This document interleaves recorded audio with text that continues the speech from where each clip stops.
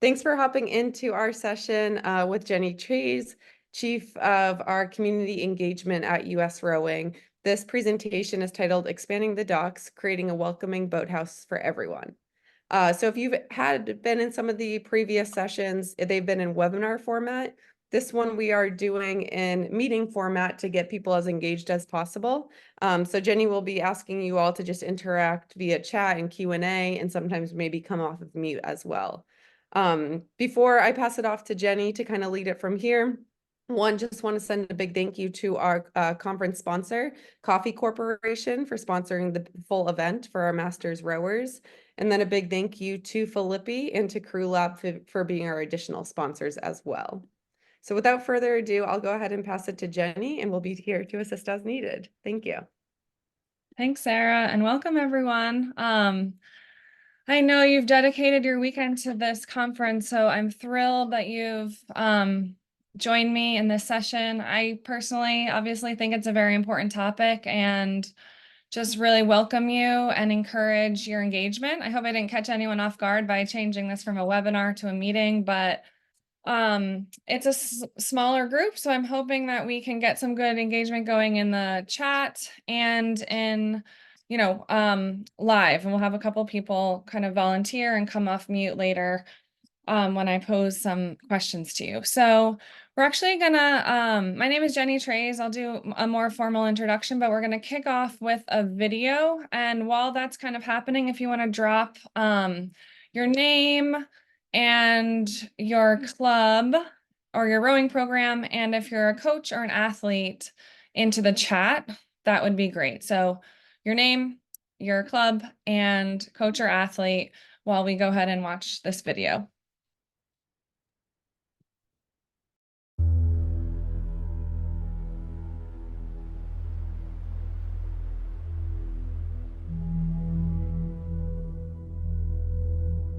There's a stillness in the night that is, still surrounding me, that I know in an hour will be punctured by 30 aggressive, enthusiastic, and just eager athletes.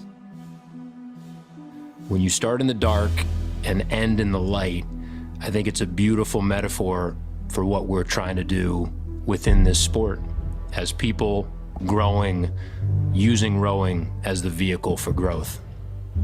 Up and over, I had the tour already, 1, 2. I've been rowing for about 3 years now. We trailer every day back and forth from the school to the river. Being at practice, it clears your mind off of everything that's stressful. You get a sense of peacefulness. Ever since I've joined rowing, I felt more confident in myself and stronger. My basketball career fell to the sidelines in college because of injury. When rowing found me, it opened up a whole new world for me. Being able to compete with myself in a way that makes my body feel good again has had a tremendous effect on my health and overall well-being. I row because it's beautiful. The balance between the physical and the emotional is sublime. It takes strength of muscle, it takes strength of spirit, strength of intellect. It challenges your entire being. I use what I have, my arms, my back, and my chest, and am able to redefine what I'm capable of, stroke after stroke. I row because I'm grateful for my ability. On the water, I don't feel confined by my disability. I'm free.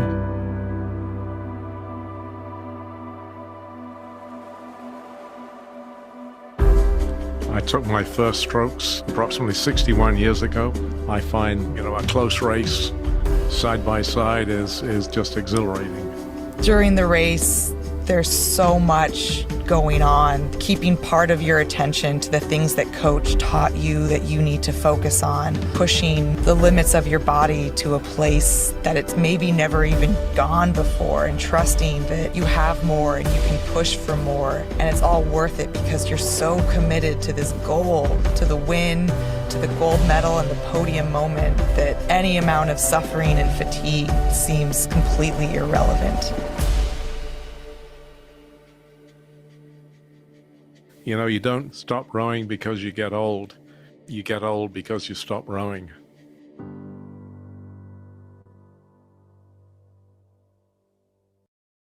Awesome. Thanks, Sarah. If you want to go to the next slide. I don't know about you all, but that one gives me chills every time. And this is just on YouTube, that video. So feel free to use it within your own communities to recruit new athletes or share with community partners or things like that. As Sarah mentioned, my name is Jenny Trays. I'm the head of community engagement here at US Rowing. I've been in this role just over 2 years. And just so you kind of know where I'm coming from, I grew up playing soccer and competitive basketball in a rural town in Pennsylvania, and I walked onto the team at Bucknell University.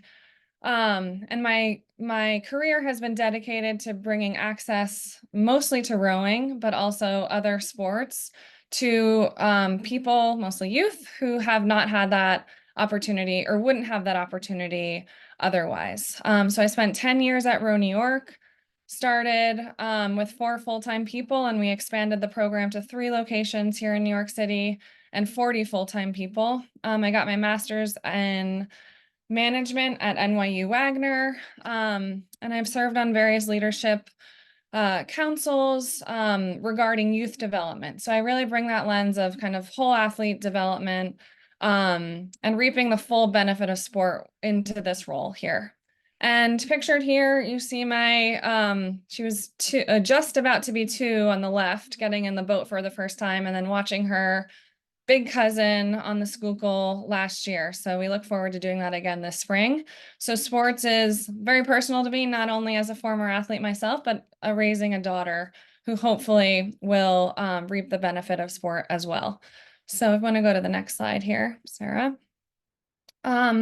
My learning objectives for you all and what I hope y'all can take away from this is understanding what diversity, equity, and inclusion is at US Rowing, our team, and our goals. Understand the resources available to yourselves, whether you're an athlete, a coach, an organizational leader, board member, volunteer, referee, and then provide practical takeaways to implement in your program, things you could take away and start doing on Monday. So go ahead on the next slide there, Sarah. Yep. So kind of just stepping back before we answer this question, I hope you all know that US Rowing completed a kind of large-scale strategic planning process in 2022, where ultimately we came out of that with an organizational strategic plan that guides us over the next 4 years, a DEI-specific plan which guides us for 6 years, and a high-performance plan. Inclusion is one of the 3 main pillars of that plan, including experience and how we deliver a really strong experience to all of our members, performance, both as an organization and supporting our national team athletes at the highest levels, and inclusion, because we believe that giving more access to rowing and keeping and retaining people in the sport will help us grow the sport and sustain the sport. So kind of with that and understanding that this session is called Expanding the Dock and Creating a More Welcoming Program, I know you could be in 2 other sessions or you could be doing anything else this weekend. What brings you here? If you can just kind of drop it in the chat, just a couple words is fine too. Again, if you're just joined recently, this is a meeting and not a webinar, so we're hoping for some interactivity here. Thank you so much. Okay, we have some new clubs, learning from others' experiences. Great, so that interactivity will help with that.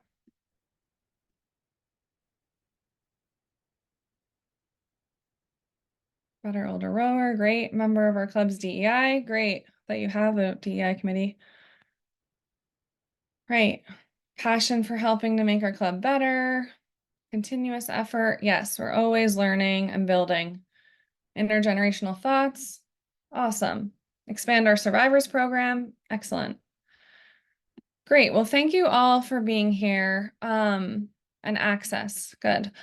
So what we are trying to do is really define what we mean by diversity, equity, and inclusion. I think it's a politicized and kind of hot topic in the world that we live in today, but we believe that once people understand what DEI is at US Rowing, we believe you'll all get behind it. So what we mean by diversity. At US Rowing, diversity is not just about gender, race, ethnicity, or sexual orientation. It is not limited to socioeconomic status, age, geographic location, the list goes on. It's literally anything that makes someone unique, whether you're a nature lover and that's why you love rowing, or you're a diehard racer, you are a recreational rower, you're competitive, you're older, you're younger, you have a physical disability, you have a cognitive disability, whatever makes someone unique, their politics, whether they live in a rural setting or an urban setting, we come together because we love rowing and we are stronger because of our differences. What we mean by equity, it's the application of support and resources to each rower as needed.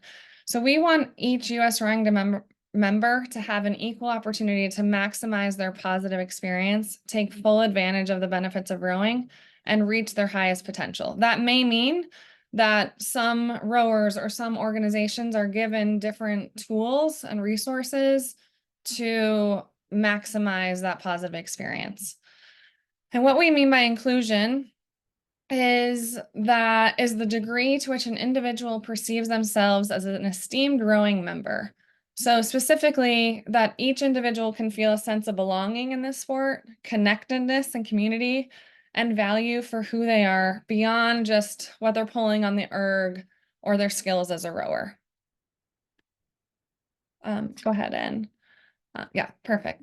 So as you may have seen, if you read our newsletters, like I know you all do, or follow us on social media, we just came out with this kind of brand called United We Row, a seat in the boat for everyone. And our purpose for coming out with this brand, which really encompasses all of our inclusion efforts across the organization, is to bring awareness to them so that organizations and individuals can take advantage of the benefits that we're trying to provide. So it's an initiative that aims to foster greater access and competitive opportunities in our sport throughout the country. Through close collaboration with leaders and clubs, we are determined to reshape the landscape of rowing. It's not a campaign, it's a commitment to take the joy and benefits of rowing to everyone. We're on this call and we're dedicating our time to rowing because we love it, and we think more and more people will love it too. So if you want to go to the next slide, Sarah. So we want to kind of broaden the definition of who a rower is. So we know that we can't do this alone. We know that we need leaders like you all, we need athletes like you all, because as the governing body, we are not the ones going into schools or going into breweries or restaurants or places of worship to recruit new rowers. We want to get feedback from you, provide support to you, and ensure that you can create that really positive experience at your boathouse in your community.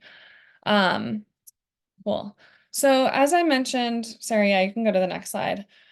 The strategic planning process for the DEI specific plan, we worked closely with the DEI committee of US Rowing, which is a board appointed committee, and spent about 6 months with an outside consultant as well to develop a 6-year plan, which has 4 goals and 1 million initiatives under that. So I wanted to share kind of the 4 main goals that, all of this content, if you're trying to make change within your community, I encourage you to go deeper, use this language, and use what you learned today to create change within your own community. So the 4 main goals here are cultivate a welcoming environment, support clubs and athletes, invest in leadership and coaching, and enhance the high performance pipeline. So we will get into some specific examples of what we have achieved and what we plan to achieve. But this ranges from, for example, cultivating a welcoming environment, ensuring that our materials at US Rowing are translated, that our social media and our website reflect the diversity of rowing. that we are telling the untold stories, that we're talking about recreational rowers and Black rowers and people with disabilities, because they make up our rowing community as well. Support clubs and athletes, that looks like scholarships for athletes. It looks like grants for clubs, which we'll talk a little bit more about later. Investing in leadership and coaching, that's ensuring that not only are we helping support you all, but we're also kind of walking the walk too, as when it comes to organizational best practices in this work. So ensuring that our board of directors is a diverse group, that we are supporting coaches via scholarships, and that we're investing in transparency and awareness building around coaching and being a leader throughout the sport.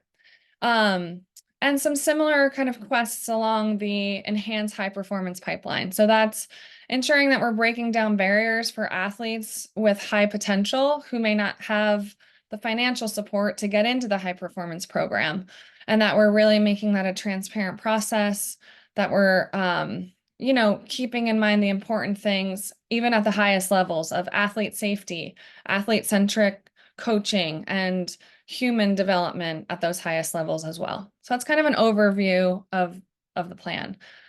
Our goals, we hope to give away $1 million in grants and scholarships over the next 4 years. We have a brand new United We Row mentorship program for coaches, and we hope that 60 coaches of color are engaged in that program over the next 2 years. And over the next 4 years, we hope that U.S. Rowing's membership better reflect the racial and ethnic demographics of the U.S. in 4 years. And so along the way, these are some of our key performance indicators of how we will measure progress on an annual basis. So participation of underrepresented individuals at U.S. rowing events. So that could include athletes with disabilities in our para and adaptive events. That includes athletes who are people of color, athletes who are part of our Bridge membership program, demographics of the national team and coaching staff, completion of DEI-related content and resources on the launch. So are people actually kind of taking advantage of some of this work that we're putting together on our learning platform? And then finally, measuring member and organizational member experience with U.S. rowing and in rowing itself. Cool. So I just wanted to kind of put a face to a name to the rest of my team. So many of you probably know Deb Ehrenberg, top left there. She is kind of a veteran here at U.S. Rowing. She runs our adaptive programs and our Freedom Rows programs, which is a veteran administration supported program that helps support veteran access to rowing across the country. Will Bott, bottom left, is our head of United We Row Impact Program. So he oversees our grants, our scholarships, and a lot of our investment in learning and development on the launch.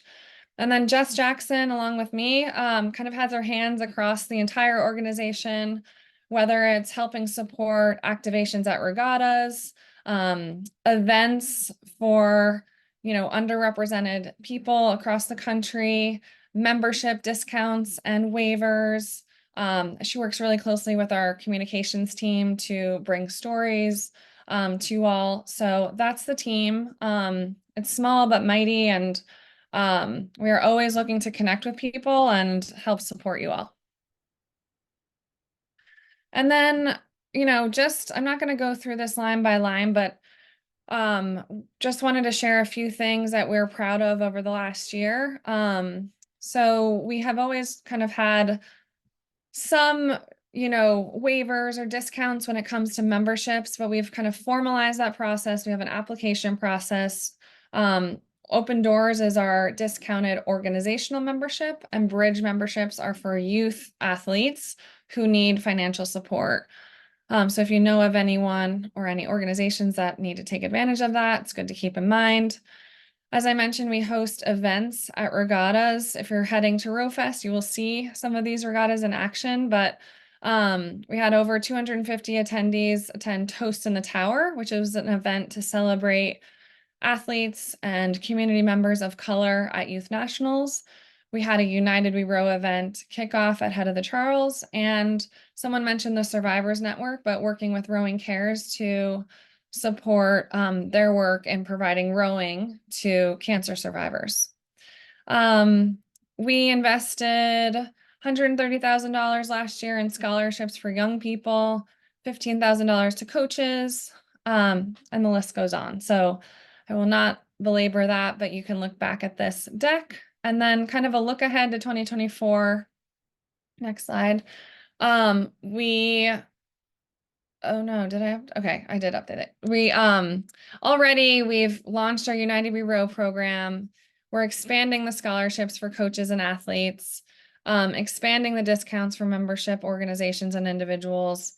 We're launching Unity Partners, which will ultimately be organizations outside, kind of adjacent to rowing, but that could provide incredible benefits to you all. So whether that's the Center for Healing and Justice Through Sport, or Rowing Cares, Up to Us, which provides coaches at a discount to youth serving organizations. Those are some examples, but I'm really interested in amplifying the work that others can do because we can't do it all. Education and training, there will be a lot more on the launch, including free live training as well, and a virtual conference this fall, specifically around this topic. So like you have a full day dedicated to masters rowing, it will be a full day dedicated to accessibility and inclusion and youth and athlete development.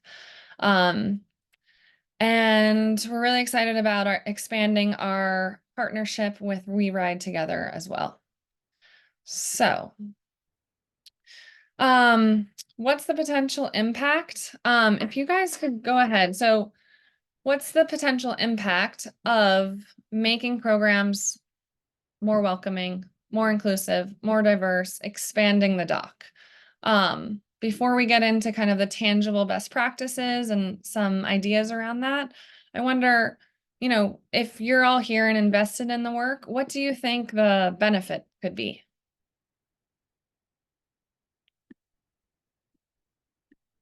How could it make rowing stronger?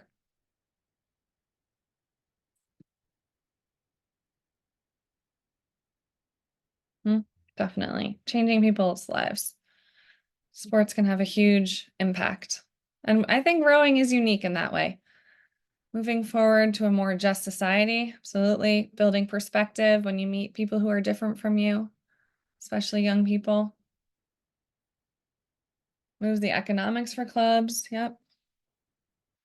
Experiencing sports with different types of people. Yeah, sports are unique in that way. We don't always get to interact with people who are completely different. Set example for government to respond to funding for sport. That would be amazing. Gaining input and perspective from people with different backgrounds makes teams stronger. Yep, just like in the business world. Better and more diverse ideas. Absolutely. It's just fun to meet people who are different than us and row with people who are different than us. Absolutely. Awesome. Well, thank you so much. I agree. I think it's better people, better competition, better results, more sustainable sport.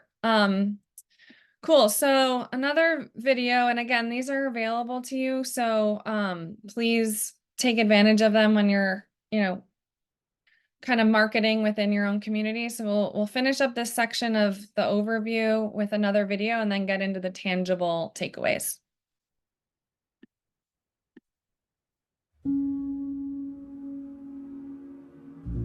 I row for a sense of community.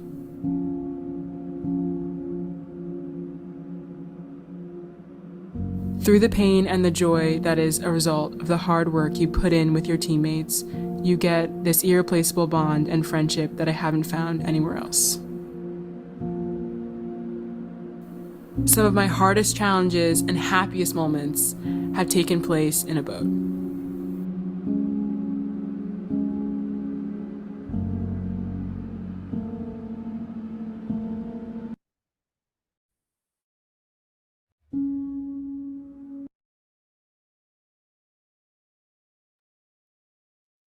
Front row. Okay. Did that cut short, Sarah? That's okay.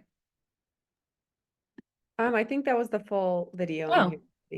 Okay, oops, that's my fault then. We'll make sure you guys have access to that video so you can watch it after. So when I approach this work, my recommendation is always to kind of start with your culture at your boathouse. That's really the purpose of this session, and how people feel. So I think probably most of us have either a job in rowing or more likely outside of rowing. And we all know that culture is going to be created no matter what, right? So whether that's a positive culture or a negative culture. And I always feel that it's better and more conducive to a positive experience if we can try to intentionally control what that culture looks like.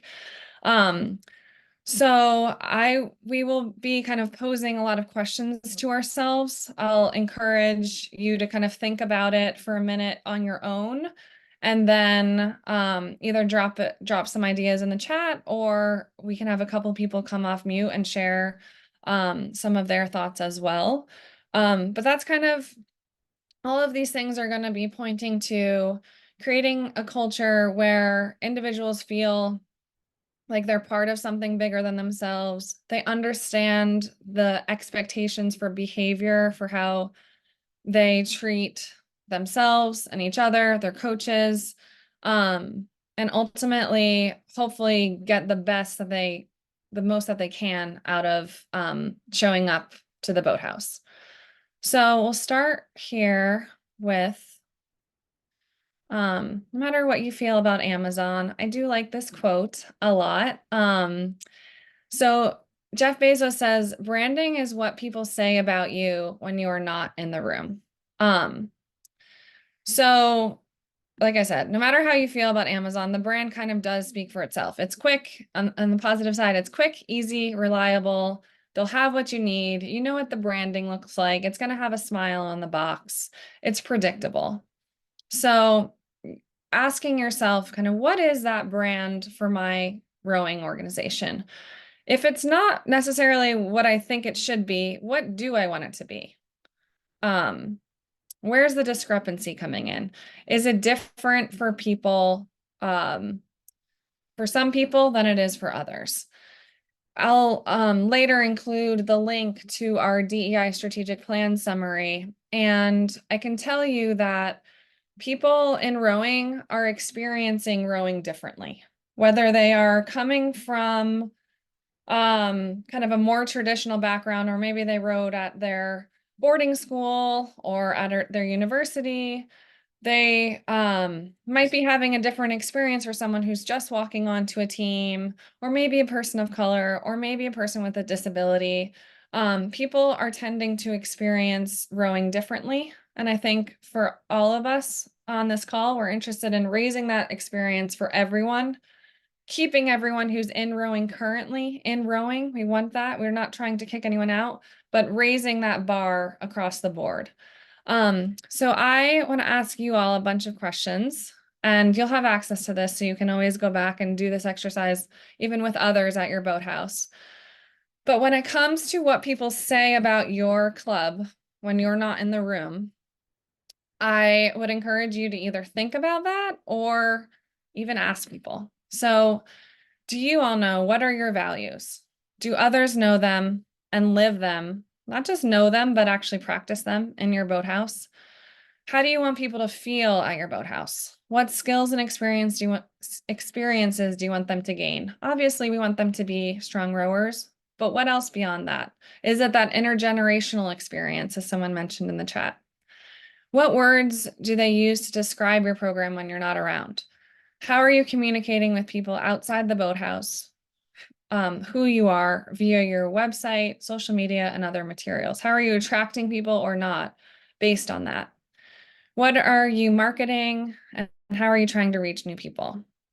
So that's a lot of questions. But thinking about that, maybe what are 1 to 2 ways to instill your values in your program tomorrow?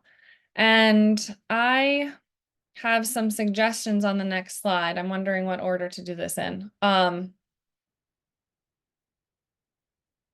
Maybe I'll go through the suggestions and then people can either respond to them or say additional ideas. So Sarah, if you want to jump to, so some of our ideas, and I think hopefully you've gotten the vibe that we at US Rowing are not trying to say like there's a silver bullet for any of this. I think we're individually and organizationally a continuous work in progress. So that's why I say these are some of our ideas. These are some best practices. Value diversity and communicate it. So print your values and include them in your materials. Develop an inclusion statement and share it on your website. And we have specific materials to help you develop that. Ensure the photos, videos, and other imagery in the boathouse and online reflect what you want to portray. Is it teamwork? Is it fun? Is it the competitive nature? What does your club exist for? And are you communicating that? Print lawn signs, hang signs at local restaurants or grocery stores. Whatever it is, make sure they reflect who you want to serve and who you are. Train your staff and volunteers. We talk about this a lot when it comes to kind of safe sport policies. I'm very big on, it's cool to have a policy, but how do you actually take it into practice? So ensure that your staff, your volunteers, if you are a youth serving organization as well, the parents, people can, name your values and what you stand for and your mission and know what to expect behavior-wise, how they'll be treated, what they're proudest of at your organization. Bring the team together. Connect athletes who have similar interests, especially if you're a coach, you have the opportunity to know people and connect people.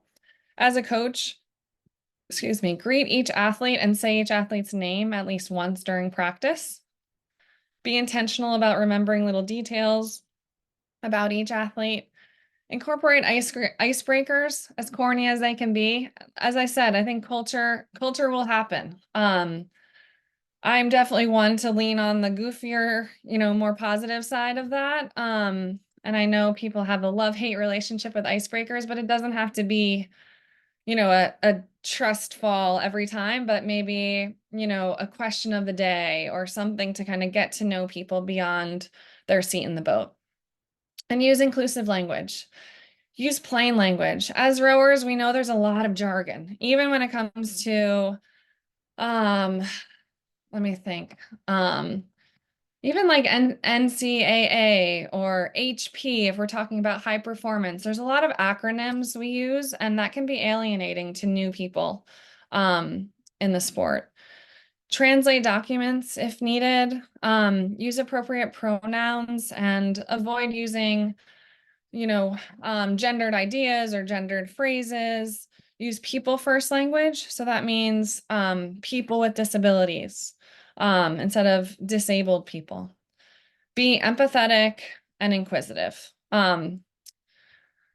So with some of those ideas there, does anyone want to share some of what they're already doing that's working really well, or a challenge that they want to kind of pose to the group? Hi, it's Janet from Hamlin. I'm in Toronto, so not in the U.S., but we've had a number of grants to work with community groups and to learn from them about bringing kids to the water. So little things like we had girls last year wearing hijabs and we didn't have a change room, so we got a change room because they wanted to change into something a little bit more sporty. But one thing that has come up, and I just put it in the chat, is that we have, for the first time, people who are non-swimmers or likely not great swimmers in open water coming to our sport. And we've learned that there's a lot of fear around water. And I just wondered if US Rowing had experience in overcoming that barrier, both from a safety but also perception perspective.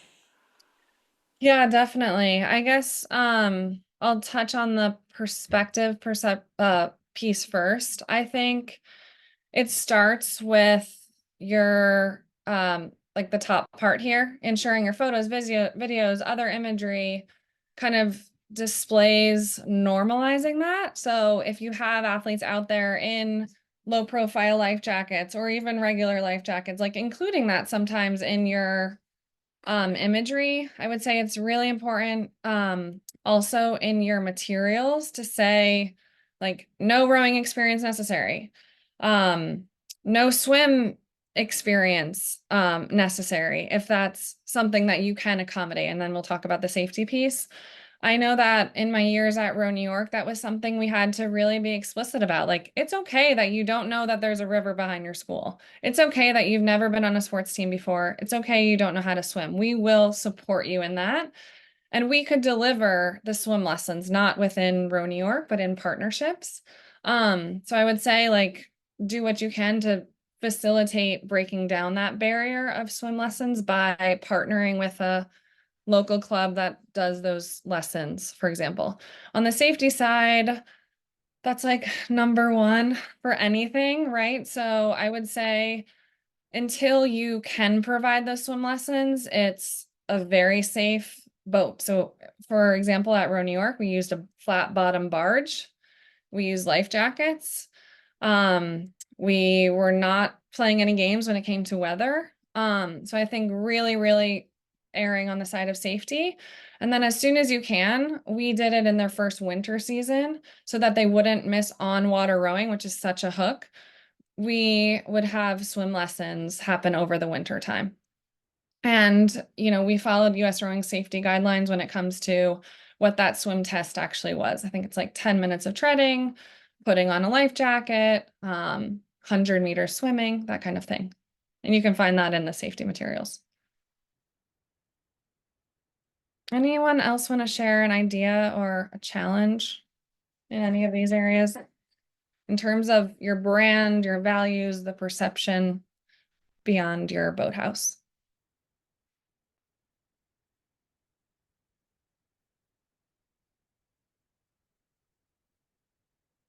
Cool. Jane, you ask about older adults who do not have much strength.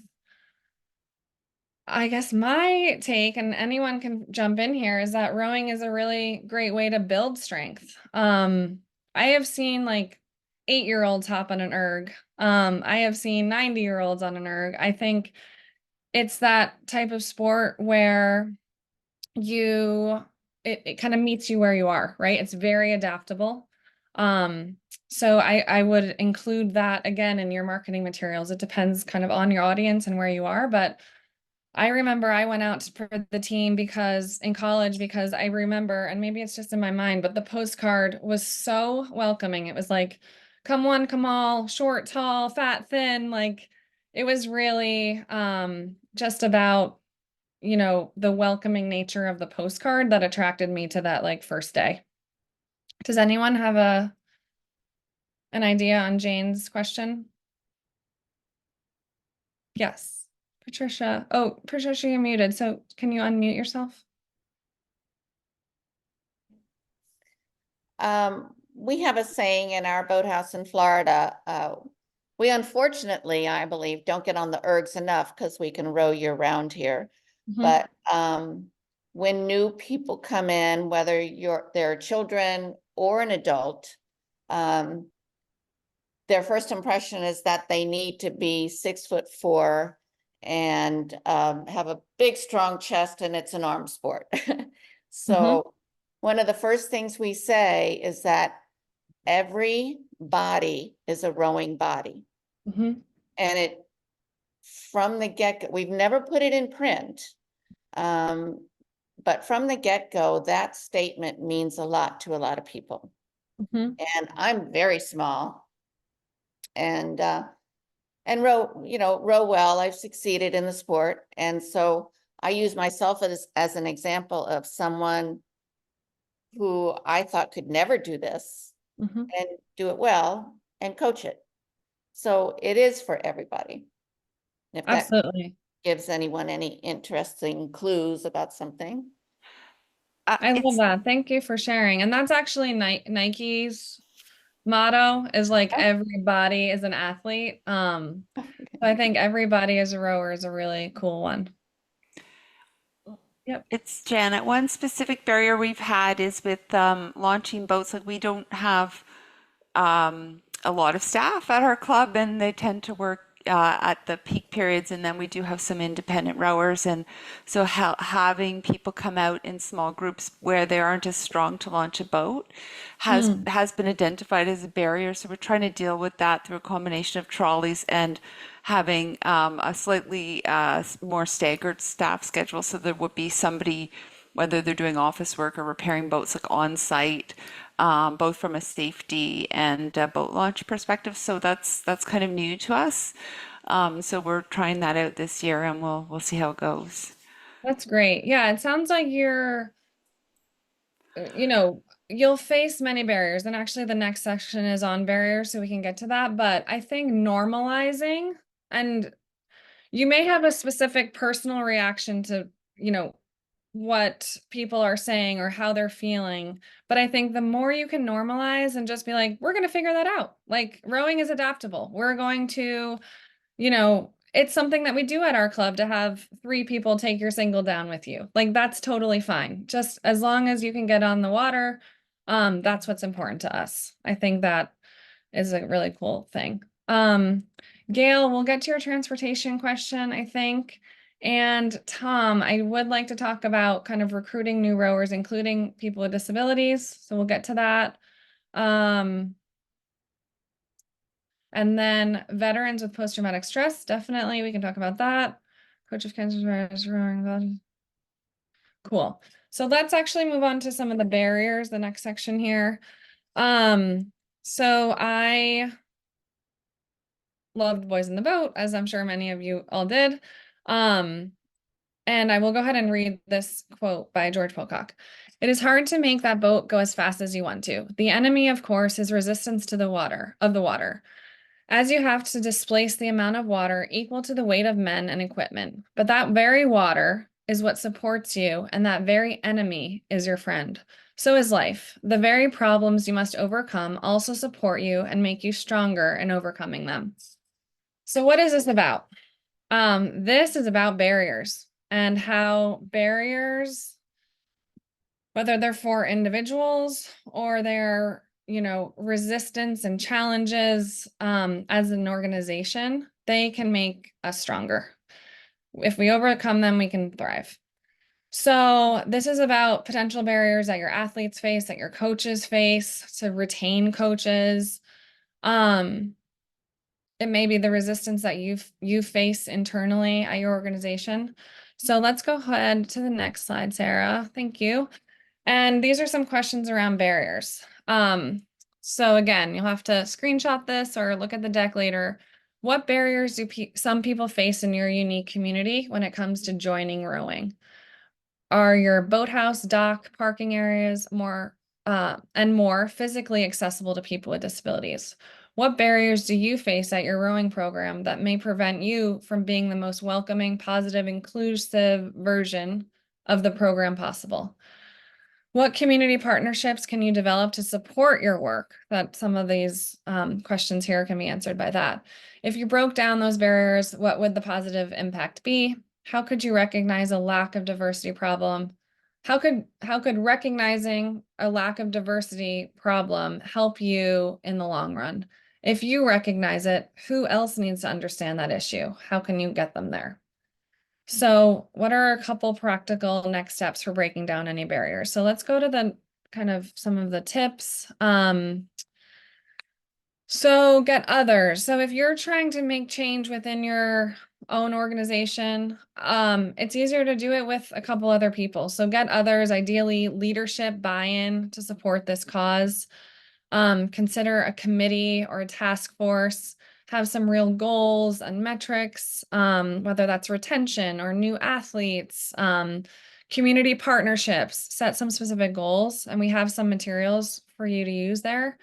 And then you need to identify the barrier. So what's keeping people from either joining, staying at your organization, taking those first strokes? If they're good on the erg, what's kind of holding them back from getting on the water? And then once you know what they are, you can start to strategically identify solutions for each of them. So some ideas, if you're not fundraising yet, considering fundraising to offer discounted memberships or scholarships, waived fees for people who need it. Talking about transportation, yes, it can be a huge issue, especially in my experience in working with young athletes, but I imagine that for any athletes, transportation can be an issue. So, I mean, suggesting carpooling and helping connect people who live close to each other. At Row New York, we used to spend tens of thousands of dollars on Metro cards for public transportation. So figuring out if there's a way that public transportation partnership could happen, if that's an option for your community, it's really going to be kind of leveraging your local expertise and partnerships to break down that transportation barrier, which I know can be a real one. A lot of our boathouses are in like secluded and beautiful places that are not easily accessible all the time. I think especially when it comes to like a learn to row experience or open boathouse experience, maybe that's where an investment could come in of like maybe we rent a van for the day and we do pickups from a certain couple areas just to get people there. And then you can start connecting people who live near each other to do carpools in a way that makes people comfortable. Got to make sure people are comfortable with that too. So build a strong culture. I think that this is an issue at any level, but really being conscious of kind of an in crowd within masters organizations and cliques. I know, some people don't always mean to do this and it's subconscious, but it's something that as leaders or board members or athletes, fellow athletes who are invested in this work that we can bring attention to. When engaging the team in social events and kind of outside of rowing programming, or even within rowing programming, offering different times and dates to ensure that all can have some opportunities to connect. As we mentioned, consider facilitating swim lessons, transportation, social events, provide opportunities for athletes to engage beyond workouts.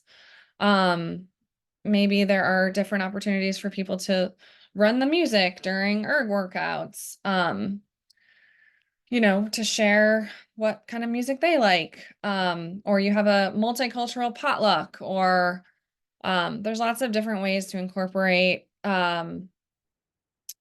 letting people and embracing the differences within your community. Recruiting new athletes. So I think this goes to kind of maybe the Learn to Row Day question. One idea we had recently was hosting an alumni day to attract former rowers to getting back on the water. So you might know that you have a lot of former rowers in your community, but they're not necessarily rowing. So maybe having an alumni day where they don't go back to their school, but they come back to the water. So that's like kind of a new idea that we haven't fleshed out over here, but something maybe you all can take and run with. Participate in Learn to Row Day. So if you can find it on our website, there are a lot of resources there, and I can include that in the follow-up. For best practices around Learn to Row Day, safety at Learn to Row Day, inclusion for Learn to Row Day. But Tom, to your question about targeting specific audiences for Learn to Row Day, I think that's where community partnerships are going to be super helpful. So for example, if you're interested in building up your adaptive programs and getting more people with disabilities, I would maybe recommend partnering with veteran nonprofit groups in your community, even hospitals or doctors' offices. Usually within school districts, they have support for kids with disabilities. So those are some examples, but I think building relationships. So for example, people with disabilities, many of them may be part of another organization specifically for people with disabilities. Maybe it's a social group, maybe it's a therapy-based group. If you can build an authentic and real relationship with those types of groups, where the leaders build a relationship with you and trust you, those athletes will trust in their leadership, and be more open to trying something new with others from there that they already know and trust, if that makes sense. That was a long-winded way of saying that, but I definitely think that building authentic relationships with community partners could be a way to do that. And then again, Tom, all of the things we talked about, the materials, the language that you're using, and Deb Ehrenberg is a really good resource for that too, and happy to help. And then, George, I wanted to get to your question of supporting veterans with post-traumatic stress disorder, post-traumatic stress. Deb would be a great resource for that. I think there are very tangible best practices when it comes to PTSD, in terms of being consistent, being really explanatory in what the day looks like, being really predictable, leaning on that team aspect of, you're all kind of trying this together. You're one unit in the boat. I think veterans can really relate to those things, or at least in my experience, I've had success with that. But we can also share some of those resources as well. As a coach of cancer survivor, that's great.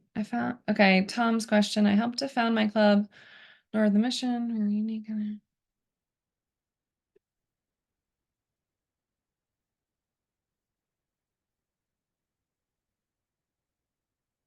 Cool. That's amazing. Yeah, I bet your satellite, you're just expanding the benefits of rowing in your community. That's incredible. Cool. Well, I know we're coming up on time, so we have one other main idea to get to. Sarah, if you don't mind going to the next. So I couldn't do this presentation without a quote from Serena. So I really think her quote is, "I really think a champion is defined not by their wins, but by how they can recover when they fall."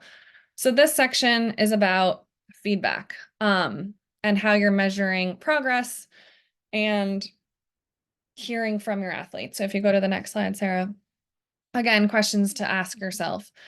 How will you know how you're doing? How do you measure a culture of safety, positivity, and respect? How do you gather feedback? Do you do so anonymously? What are your metrics of success? How will you ensure you are actually listening? How will you respond when you make mistakes? What does a culture of learning, growing, and grace look like? Like I said, we are all works in progress when it comes to everything in life, but especially when it comes to this. So if you want to go ahead, Sarah, to the next. So some of our ideas, if you're a coach or a leader, it seems like you're all leaders in your clubs, right? You're going above and beyond to do this professional development. But I would say if you have kind of power within your club, you're a coach with power, you're a board member with power, you're a leader at the organization, engage the rest of your community in this work. See what their ideas are, see what they think the barriers are, see what they think would be beneficial in terms of gathering feedback and input from others. Do at least one anonymous survey per season, and then read them and report back. This is what we heard. This is what we can't change and why, and this is what we will strive to change and over what time frame. Ask questions, not just about, is the practice time working for you, or do you want to go to more competitions? Those are important. We're rowing organizations, but also about a sense of belonging, feeling valued, psychological and physical safety, on water and around the boathouse safety. Janet, we don't currently have those, but it is one of our modules that we are going to create this year, and we will have those templates. Ensure every person has a chance to speak during boat meetings. Something as simple as like that post, workout boat meeting, or if you're out in singles, like bringing the group together afterwards. Those can be done in a really inclusive way where you literally hear from everyone, you validate people's feelings in a really positive way. Or they can go really badly where you only hear from one person and that's, what you hear for the day. So those could be really intentional as well. Embrace mistakes as a learning as learning and growing opportunities and model this. I think a lot of rowers say it's about the process, right? And not necessarily the outcome or, whether you won or lost, but the process along the way. And I think modeling, learning, and growing opportunities is a good one. And then this was one I picked up. We were just visiting a master's program recently, and they had an anonymous suggestion box. So something that you could have in the boathouse, you have, one or two people who are appointed to read these suggestions and assess them, and it's totally anonymous, and it's just like there if people have a thought. Hopefully within the frame of, not just a complaint box, but actually suggestions to make things better and that are solutions based. So those are some ideas there. I want to just make sure we get to this, United We Row and what it means for you. And then I'm going to drop in a bunch of these resources that we talked about as well. So United We Row, there are various ways to engage with this. So there is a pledge that you as athletes or coaches or leaders can take, and you can encourage people to take within your organization. You can join the United We Row newsletter, which is a quarterly newsletter. There are additional learning opportunities on the launch, which hopefully we all know what the launch is. It's our new online learning platform. If you need access to that, reach out to me and we can get you access. But a few things there are 9 things to know about diversity, equity, inclusion, fundraising. There's a retention of athletes module. There's opening the Boathouse doors, which talks a lot about breaking down barriers. And then other resources, I'll drop in one other link here.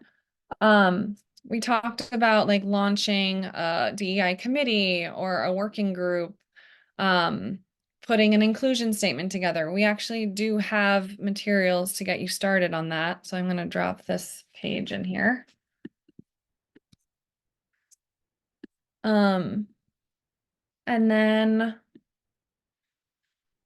learn about the United We Row grant program. If your organization is doing a lot on this front and funding would be helpful, so you're providing scholarships or you're breaking down barriers or you have a thriving adaptive program, we have a town hall next Thursday at 8 p.m. Eastern where you can learn more about our inaugural United We Row grant program, which we're super excited about. I will drop that in the chat as well. And then, tell someone else about the United We Row initiative and how they can be a part of it. And then finally, I really mean it when we say we want to be helpful and we want your feedback. So that's our team email address. You are encouraged to reach out to us. So let me just drop in the grant town hall registration link if anyone wants that. And that is all I had planned today. And looks like we were right on time. So I really appreciate all of your engagement and the fact that you all were here today. And I hope you enjoy the rest of your sessions. Awesome. Thanks so much, Jenny. Like Jenny mentioned, we have a couple more sessions today, but this will be recorded and posted on Sketch. But thank you all for attending. Big thank you to Jenny and thank you to our conference sponsor, Coffee Corporations. Hope to see you all in the next session. Thank you.